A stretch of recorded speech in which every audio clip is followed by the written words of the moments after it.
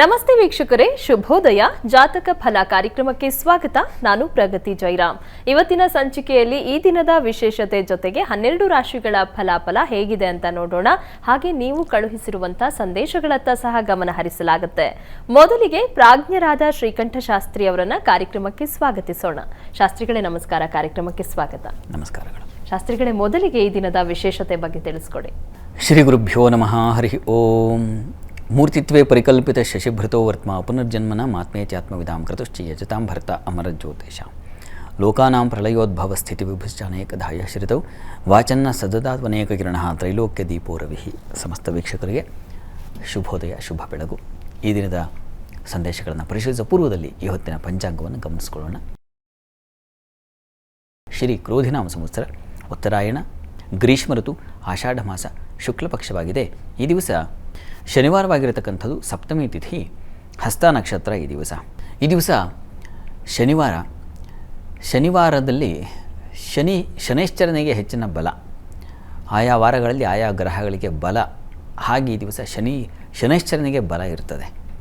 ಈ ಕಾರಣದಿಂದಾಗಿ ಶನೈಶ್ಚರ ಸನ್ನಿಧ ಅಂದರೆ ಈ ಒಂದು ದಿವಸದಲ್ಲಿ ಸಾಮಾನ್ಯವಾಗಿ ನೋಡಿ, ಈ ಕಬ್ಬಿಣ ಕೆಲಸಗಳು, ಗಾರೆ, ಮಣ್ಣು, ಮರಳು, ಇಂಥ ಕೆಲಸಗಳು ಯಾರು ಮಾಡ್ತಾ ಇದ್ದವರು ಅವರಿಗೆ ಹೆಚ್ಚಿನ ಬಲ ಇರ್ತದೆ. ಒಂದು ಕೆಲಸ ಅಲ್ಲ, 2-3 ಕೆಲಸವನ್ನು ಮಾಡಿ ಮುಗಿಸ್ತಕ್ಕಂಥ ಶಕ್ತಿಯನ್ನು ಶನೈಶ್ಚರ ಶ್ರಮದಾಯಕ ಅನ್ನಿಸ್ತದೆ. ಶ್ರಮಕ್ಕೆ ಅಧಿಪತಿ. ಹೀಗಾಗಿ ಆತ ಅವರಲ್ಲಿ ಅಂಥದ್ದೊಂದು ಶಕ್ತಿಯನ್ನು ತುಂಬುತ್ತಾನೆ. ಹೀಗಾಗಿ ಯಾರು ಶ್ರಮದಾಯಕವಾದ ಕೆಲಸ ಮಾಡ್ತಾ ಇದ್ದೀರೋ ಅದೊಂದು ಸಹಕಾರದ ರೀತಿಯಲ್ಲಿರಬಹುದು, ಅಥವಾ ಅದು ನೀವು ಮಾಡ್ತಕ್ಕಂತಹ ಕೆಲಸದ ಕಾರ್ಯವೈಖರಿಯೇ ಆಗಿರಬಹುದು. ಅಂತೂ ಅವರಿಗೆ ಶನೈಶ್ಚರನ ಅನುಗ್ರಹ ಈ ದಿವಸ ಇರುತ್ತದೆ. ಹಾಗಾಗಿ ಆ ಕೆಲಸ ಸುಲಭ ಅನಿಸುತ್ತೆ. ಈ ದಿವಸ ಶನೈಶ್ಚರ ಮಂದಿರಕ್ಕೆ ಹೋಗಿ ಬನ್ನಿ, ಶನೈಶ್ಚರನ ಪ್ರಾರ್ಥನೆ ಮಾಡಿ. ಆತ ವಸ್ತುತಃ ತುಂಬ ಉತ್ತಮವಾದ ಫಲಗಳನ್ನು ಕೊಡ್ತಕ್ಕಂಥವನು. ಶನೈಶ್ಚರ ಕ್ಲಿಷ್ಟಕರವಾಗಿದ್ದರೆ ಅವನು ಶನೈಶ್ಚರ ಜಾತಕದಲ್ಲಿ ಏನಾದರೂ ಬಲಹೀನನಾಗಿದ್ದರೆ ಕಸ ಗುಡಿಸ್ತಾ ಇರ್ತಾನೆ. ಅದೇ ಶನೈಶ್ಚರ ಬಲಿಷ್ಠನಾಗಿದ್ದರೆ ದೇಶವನ್ನೇ ಆಳ್ತಾನೆ. ಹಾಗೆ ಅಂತೂ ಶನೈಶ್ಚರ ಈಗ ಅಟ್ ಪ್ರೆಸೆಂಟ್ ಶನೈಶ್ಚರನಿಗೆ ಒಳ್ಳೆಯ ಬಲ ಇದೆ. ಈ ಕಾರಣದಿಂದಾಗಿ ಸಾಮಾನ್ಯವಾಗಿ ನೀವು ಮಾಡಿದ ಕೆಲಸಗಳಿಗೆ ಸಂಪೂರ್ಣವಾದ ಫಲವನ್ನು ತಂದುಕೊಡ್ತಕ್ಕಂಥ ಕೃಪೆ ಮಾಡ್ತಕ್ಕಂಥವನು ಶನೈಶ್ಚರ. ಹೀಗಾಗಿ ಈ ದಿವಸ ಶನೈಶ್ಚರನ ಪ್ರಾರ್ಥನೆ ಮಾಡಿಕೊಳ್ಳಿ. ಶನೈಶ್ಚರನ ಕೃಪೆಯಾದರೆ ಕಷ್ಟ ಇರೋದಿಲ್ಲ. ಎಷ್ಟೋ ಜನಕ್ಕೆ ಆಗಿರ್ತದೆ, ಕೆಲಸ ನಾವು ಮಾಡ್ತಾಯಿದ್ದೀನಿ, ಏನು ಕಷ್ಟ ಇದೆಯಪ್ಪ, ಈ ಕೆಲಸ ಕಷ್ಟ ಆಗ್ತಾಯಿದೆ.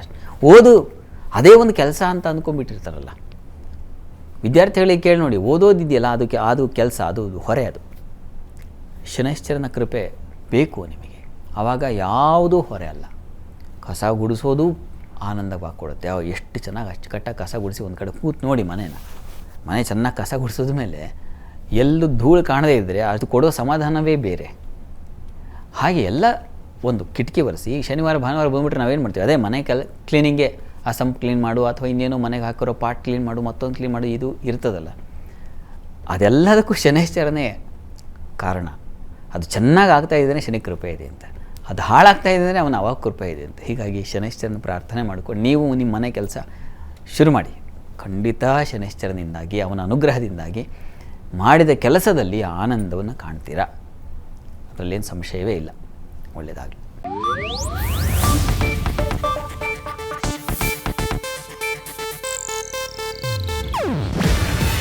ಇದು ಏಷ್ಯಾನೆಟ್ ನ್ಯೂಸ್ ನೆಟ್ವರ್ಕ್ ಪ್ರಸ್ತುತಿ. ನೀವು ನೋಡ್ತಿದ್ದೀರಾ ಏಷ್ಯಾನೆಟ್ ಸುವರ್ಣ ನ್ಯೂಸ್.